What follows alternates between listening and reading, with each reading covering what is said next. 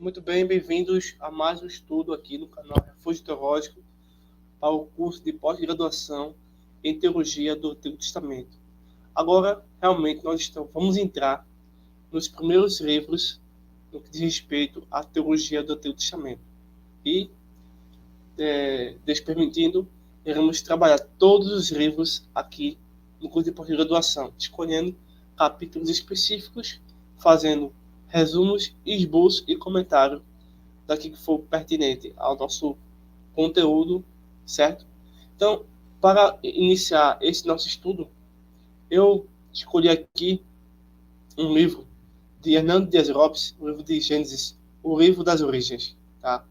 E nesse livro aqui, nós iremos estudar, né, até o capítulo 11 desse livro. E assim, o livro de Êxodo e por diante, escolhendo alguns capítulos e explorando aquilo que possa nos enriquecer, né? Não que os demais capítulos não sejam dessa forma, mas para avançar no tempo, né? Haja vista que a própria teologia é para a vida toda. Então, vamos iniciar aqui o conteúdo do livro de Gênesis e comentar os versículos 1, 2 e 3 do livro de Gênesis.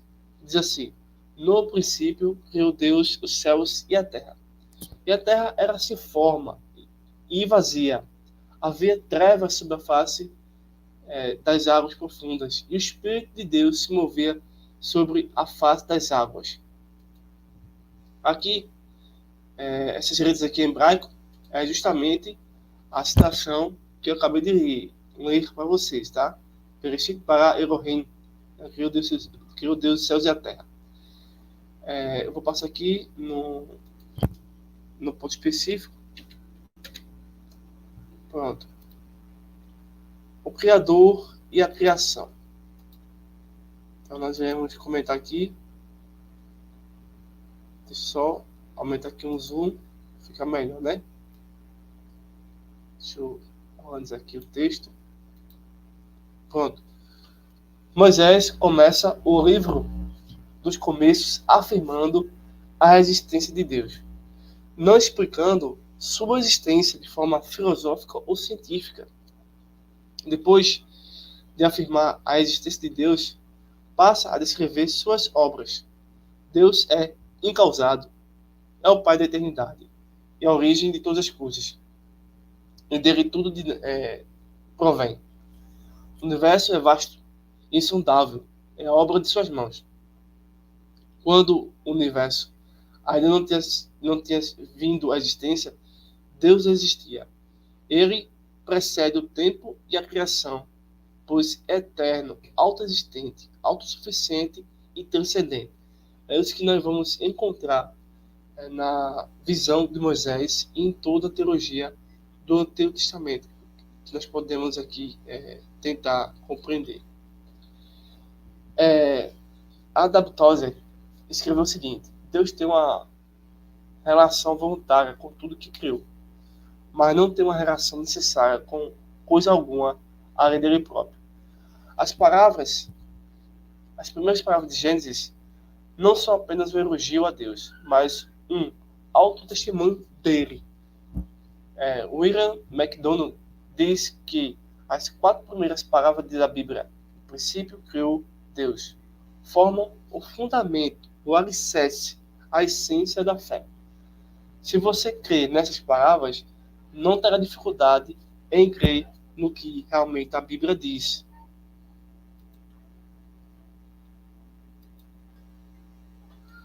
Um outro acadêmico destaca o seguinte, em Gênesis capítulo 1, verso 1, comentando o seguinte: Gênesis 1, verso 1, não questiona o porquê da criação, nem o plano de Deus para o mundo, ou a necessidade da criação, mas apenas relata que Deus criou, bará, o mundo. Deus existe e ele age criadoramente. Esse é um fato auspicioso, como já tratamos na introdução, né? Isso faz a gente refutar diversas linhas de pensamento humanos que temos nos dias atuais. Por quê? Porque o nosso mundo ele é um mundo caído, né? Infelizmente. nesse mundo caído, surgiram várias correntes de interpretação.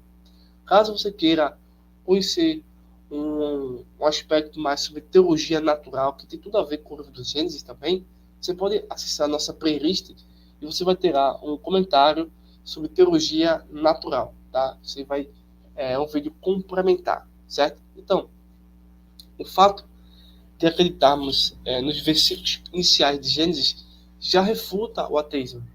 Muitas pessoas procuram, eu preciso refutar o ateísmo, eu preciso achar um argumento científico, eu preciso achar um argumento filosófico, histórico, que refute o ateísmo. Olha, pessoal, Gênesis capítulo 1, verso 1 em diante, já refuta o ateísmo. Aquelas declarações de Moisés, aquele registro já refuta. Então, nesse livro aqui de Hernando Dias Lopes, ele traz essas questões. Por exemplo, o ateísmo. O ateísmo procura negar a existência de Deus, ao passo que Gênesis afirma a existência de Deus. Ao negar a existência de Deus, o ateísmo afirma que o universo surgiu espontaneamente. Contudo, isso é impossível, improvável, porque o universo é feito de matéria e energia. E a matéria e a energia não criam a si mesmas. Ou seja, o ateísmo, ele não é ciência, certo? O ateísmo é uma forma de religião que não tem nenhum vínculo com a ciência e nem com a filosofia. Diferentemente do livro de Gênesis. O livro de Gênesis se encaixa perfeitamente nas descrições científicas, ainda que a própria ciência seja muito técnica e fique não querendo bater o martelo para a existência de Deus, né?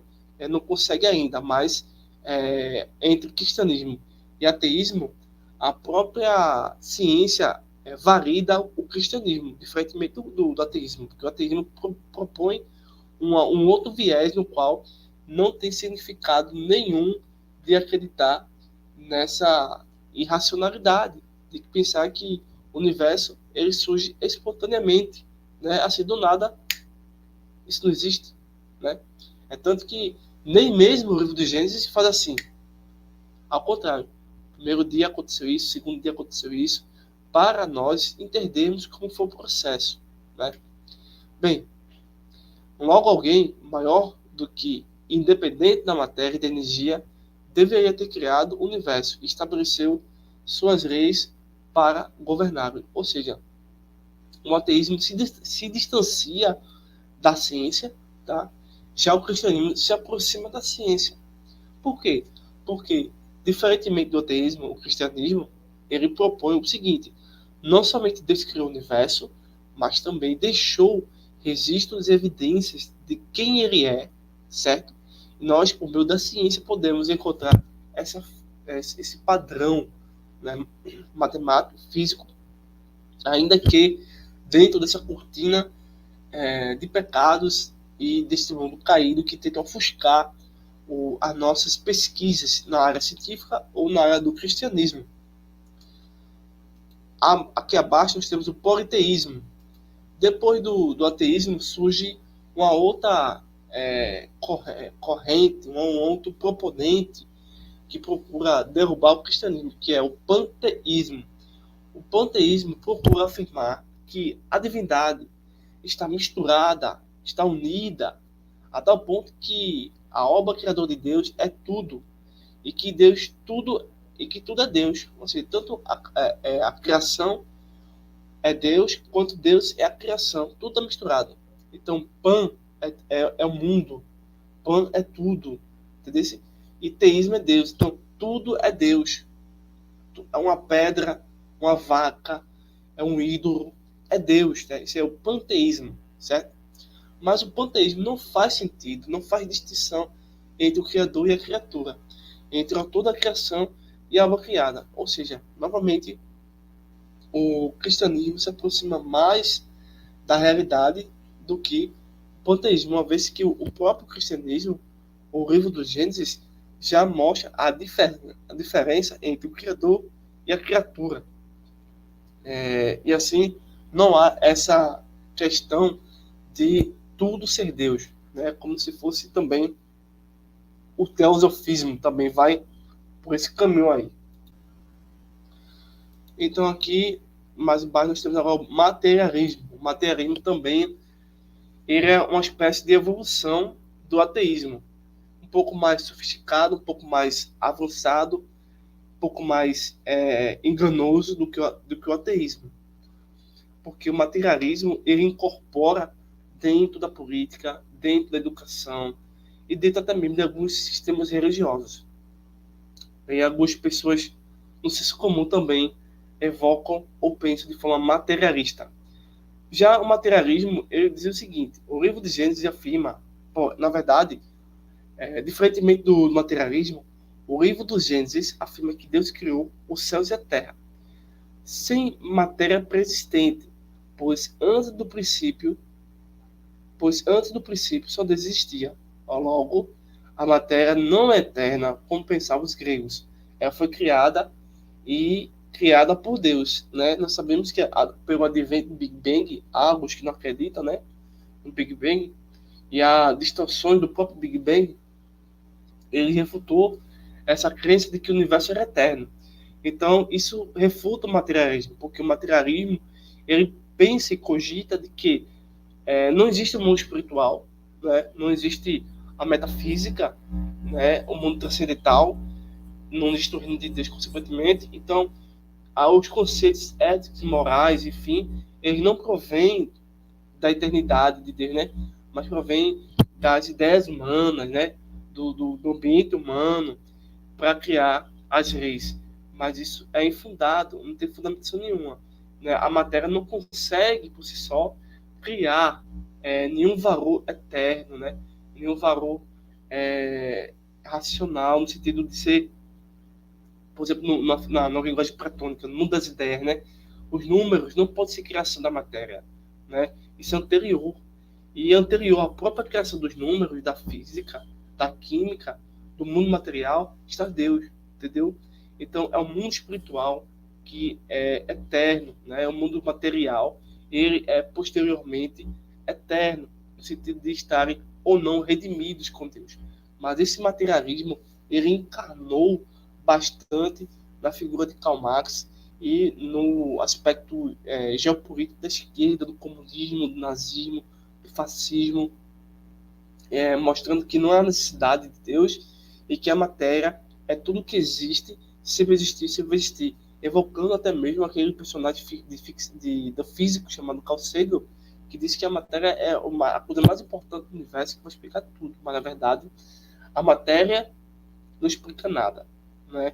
E sim, a mente superior à matéria é que cria tudo isso, né? Então, a matéria, portanto, nesse caso aqui, no nosso raciocínio, ela não é eterna. E por não ser eterna, ela não tem uma mente eterna, entendeu? Nós, criaturas, nós temos o que? Um espírito, né? Ou seja, nós não somos apenas carne e sangue. Carne e sangue não teríamos nem como cogitar nada, não teríamos nem como caminhar se não tivéssemos o espírito, né? Uma tricotomia humana, né? No sentido assim, antropológico bíblico. Depois, uma outra corrente que tenta desafiar os primeiros versículos do Gênesis que a gente acabou de citar é a teoria da evolução, o evolucionismo. É tanto que ele também é um pouco sedutor, que agora nós temos no mundo atual um pessoal que quer defender o evolucionismo teísta, algo até mesmo pior do que o evolucionismo, né? Porque as pessoas não conseguem aceitar o que a Bíblia diz e acabam tentando adaptar a escritura a seu bel prazer. Então, o evolucionismo é para os ateus e tem o evolucionismo para os cristãos. Não tem nada a ver, pessoal. Isso aí é contraditório. Mas, enfim, evolucionismo. O livro do Gênesis afirma que no princípio criou Deus os céus e a terra. Depois descreve que Deus fez isso em 6 dias da semana. O livro de Gênesis não corrobora a visão evolucionista, uma vez que afirma que a criação dos céus da terra depois detalha a criação em 6 dias da semana. Você vê em Gênesis capítulo 1, 3 ao 31. Bem, os primeiros versículos de Gênesis 1 de Gênesis é fundacional. Na verdade, é o versículo fundacional desse fundacional capítulo. Trata-se da fundação de todas as fundações. E é por isso que podemos considerar o versículo mais importante da Bíblia. Adalto Lourenço diz que essa primeira frase da Bíblia define a origem dos três elementos básicos principais com os quais a ciência trabalha: o tempo, o espaço e a matéria. Aqui nós podemos encontrar aqui uma ordem aqui. No princípio é o tempo, né? Nós colocamos o tempo, né? Na Arqui, né? Bereshit, né?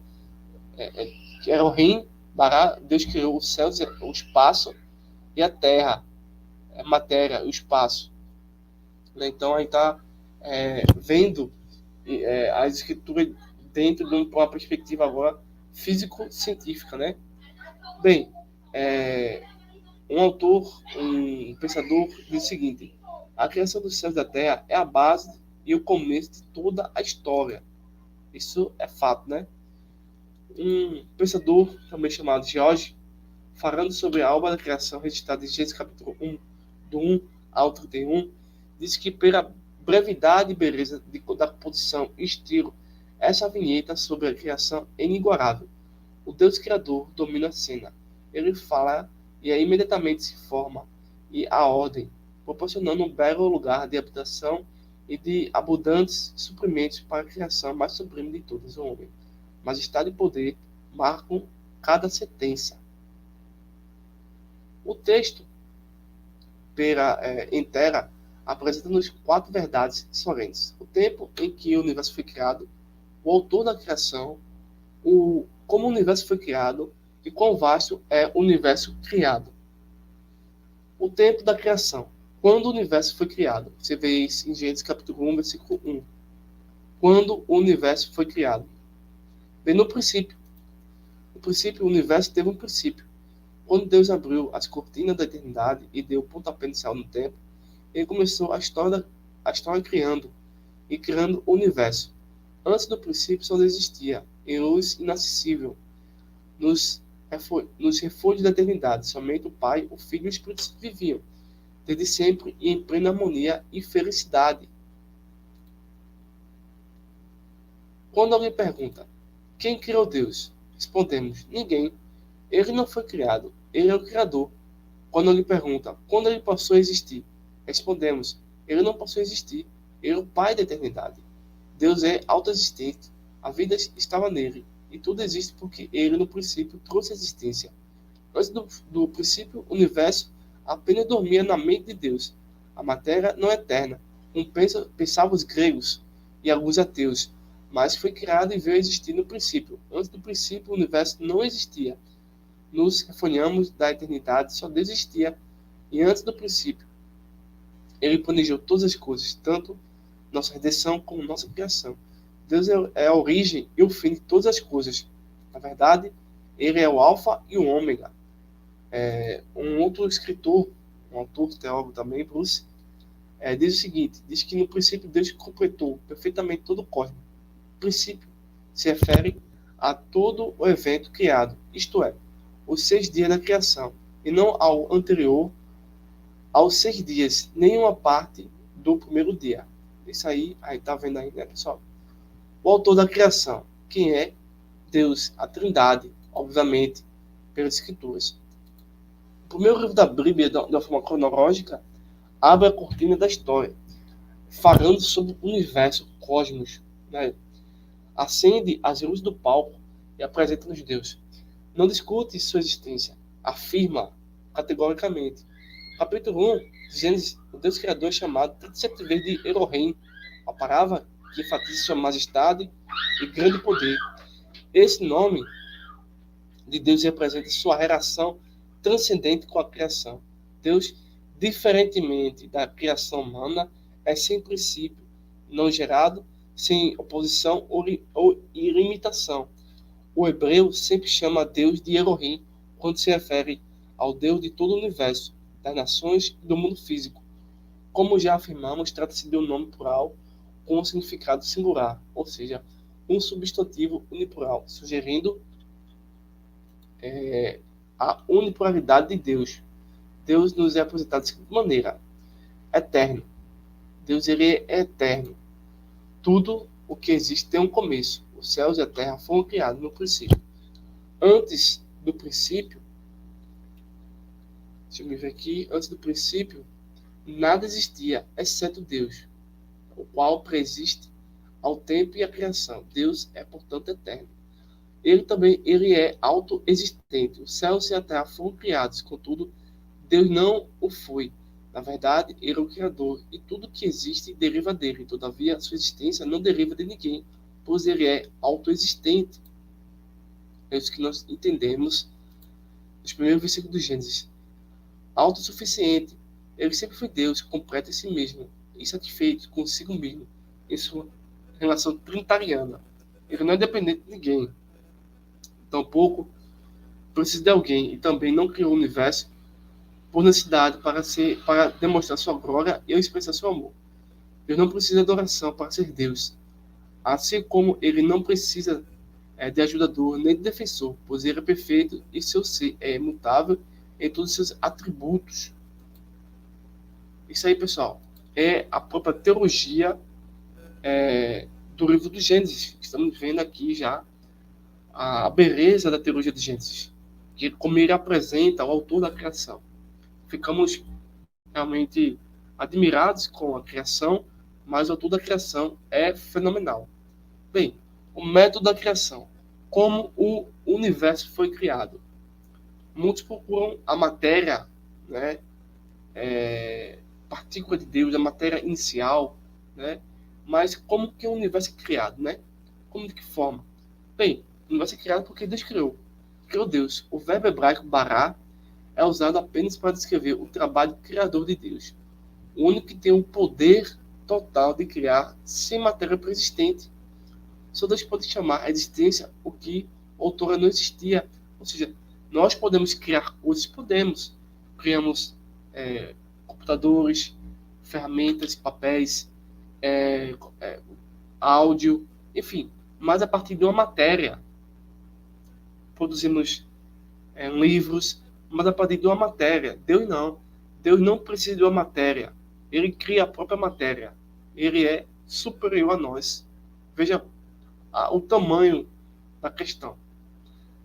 Bem, ainda que muitos verbos denotem a atividade divina de trazer a criação à existência, Bará se distingue por ser usado exclusivamente para Deus. Nessa mesma linha escreve, o verbo Bará é criação nova, inédita, sem algo que seja pressuposto.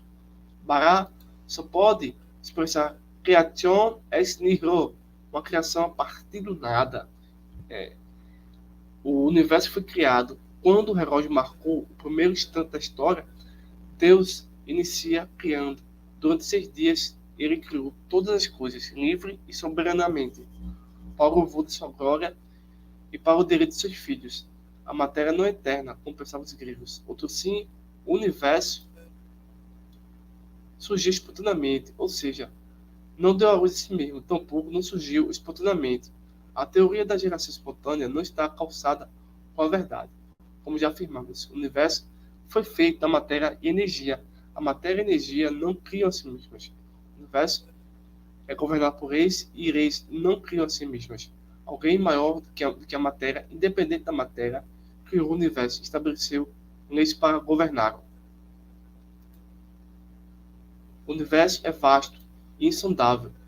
Com leis tão precisas e movimentos tão harmônicos, não surgiu nenhuma coração explosão cósmica. Bem, cabe aqui uma explicação. Pessoal, é possível sim que o universo tenha surgido através de uma explosão científica, Big Bang, uma explosão cósmica. Por quê? A ciência não consegue ver tudo.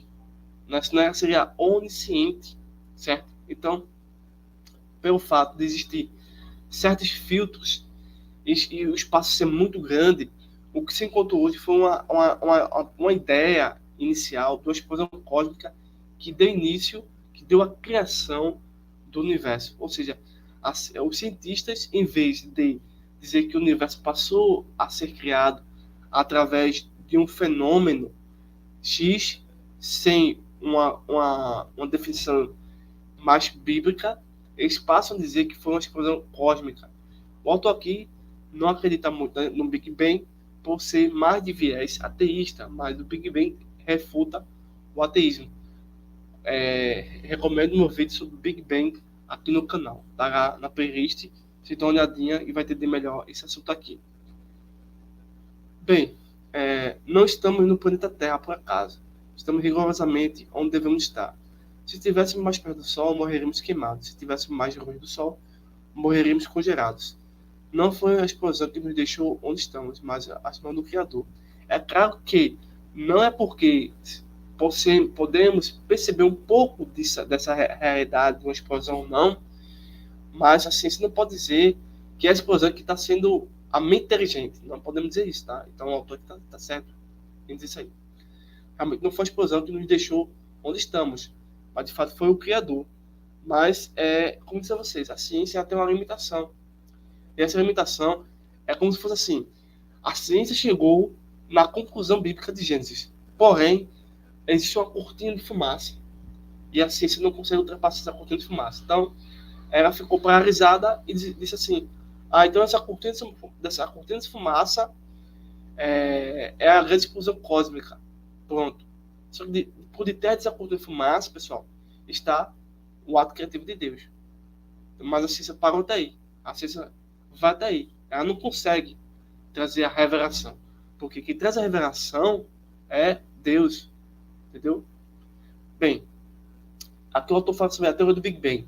Não tem amparo na verdade. Bem, a teoria do Big Bang, no vídeo que eu falo sobre isso aí, era debatida, mas ela apoia muito mais o Gênesis do que nós podemos pensar, pessoal. De igual modo, o universo não surgiu de evolução de milhões de anos. Obviamente não, isso é verdade. A teoria da evolução tem sido ensinada como uma verdade científica, mas falta era a evidência das provas. Como já dissemos, o criacionismo não é um artigo de fé ou religião, mas de ciência. O universo foi criado, isso é a ciência prova. O que aceitamos pela fé é que o universo foi criado por Deus, Hebreus 11:3. A extensão da criação. Quão vasto é o universo criado? Criou Deus os céus e a terra.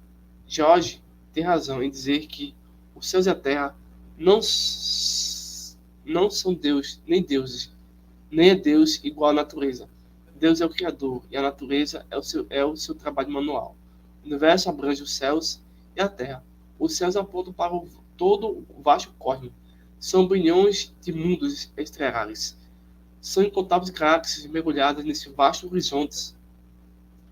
A despeito de todas as teorias inventadas pelos homens para explicar a origem do universo, focamos na revelação da Escritura, no princípio que Deus os céus e a terra. Deus não criou o universo incipiente que foi expandindo-se pelo processo de evolução. Obviamente, não acreditamos que a evolução possa ter sido, de fato, a causa inteligente para o universo. Isso aí é realmente refutado. O evolucionismo teísta está em desacordo com a Bíblia e em descompasso com a ciência. O universo não está evoluindo, mas no claro processo de decadência. E os céus e a terra foram criados por Deus no princípio, não ao longo dos séculos ou milênios, né? Bem, a ciência ela tem uma forma de perceber os fenômenos, né, físicos e químicos, tá, pessoal? Aqui está uma visão criacionista do Hernando de Arópolis, né? É como se Hernando de Arópolis, dentro do seu criacionismo, ele estivesse utilizando Gênesis para explicar que o universo, de fato, está em decadência por causa da queda, né? Por causa da queda, do pecado, enfim. Já a ciência não lida com a queda, ela lida com processos físico-químicos, né? Bioquímicos, né? E que, de fato, vão criando a degeneração, ou o fim da matéria, né? Você vê uma árvore que perdeu suas raízes, vamos dizer assim, ela morre, né? Então ela está nesse processo de decadência, mas não porque ela simplesmente pecou, né? Você não vai trabalhar com essa questão de pecado, queda, né? Vai trabalhar com os processos naturais da natureza que podem ser observados. Então as descrições, não que elas sejam contraditórias, elas são diferentes, no mínimo, tá certo? Bem, graças aos avanços da ciência, podemos compreender com mais precisão a magnitude do universo criado por Deus, no princípio. Embora nenhum astrônomo, por mais robusto que seja seu conhecimento e por mais peregrina que seja sua inteligência, possa afirmar categoricamente o tamanho exato do universo. Ele já sabe e afirma que o universo tem mais de 93 bilhões de anos-luz de diâmetro. Isso significa que, se voltássemos à velocidade da luz, 300 milhões de quilômetros por segundo, nessa fantástica velocidade, demoraríamos mais de 93 bilhões de anos para irmos de uma extremidade a outro universo. Os astrônomos já sabem que há mais estrelas no firmamento do que todos os grãos de areia de todas as praias do deserto do nosso planeta. Ficamos extasiados diante da grandeza insondável do macro-universo e do micro-universo, e também boquiaberto com a complexidade inexplicável do micro-universo. E quanto mais a ciência avança rumo ao conhecimento, mais ficamos convencidos de que, no princípio, criou Deus e céus e terra. E os parábolas da criação não é um mito, é uma realidade. Nós vamos encerrar o nosso comentário do livro do Gênesis por enquanto aqui, para não ficar muito cansativo o vídeo, mas no próximo vídeo nós iremos falar e explanar sobre a criação é obra do Deus Pai, do Deus Filho e do Deus Espírito Santo, tá bom? De acordo com o livro de Gênesis e utilizando também outras passagens das Escrituras que vão fundamentar isso aí. Então, pessoal, esse aí é o nosso comentário, já entrando no livro de Gênesis, tá? Então, estamos agora estudando o livro de Gênesis de forma profunda, utilizando ciência, bioquímica, física, diversos autores, exegese hermenêutica, então, história, né, a própria teologia, dentro aqui do nosso curso de pós-graduação em teologia do Testamento. Então, até o próximo vídeo, bons estudos, compartilhe o vídeo, dê seu like, se inscreva, comente, fique à vontade, tá bom? Dúvidas, sugestões, entre em contato conosco pelo WhatsApp, ok? Até o próximo vídeo.